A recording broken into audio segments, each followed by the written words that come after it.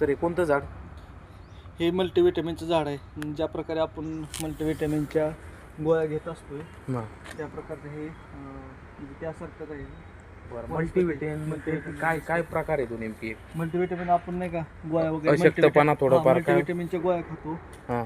तसं ते एक झाड आहे. हे झाडाचं नाव मल्टीव्हिटॅमिन. बरं. तसे एक घटक आहे. हां हां हां. ओके. हे माहिती झाली बरं का आता. म्हणजे या झाडाचा पूर्णपणे नाही मला आतापर्यंत एवढी माहिती झाली. आता या झाडाला पण काहीतरी फायदा आहे. हां हां हां.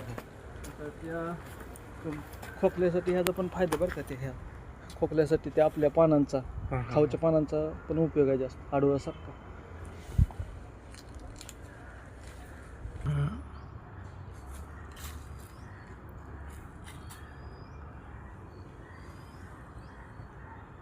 काय म्हणते त्याला?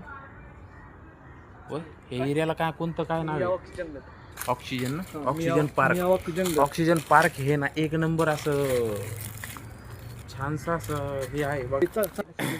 औषधी वनस्पतीचे झाडे लावलेले आहेत.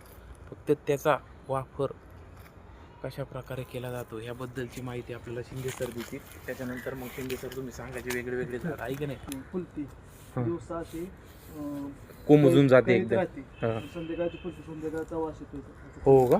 संध्याकाळी फुलतंय का ते? हां अरे संध्याकाळ चांगला सुगंध येतो. ओके.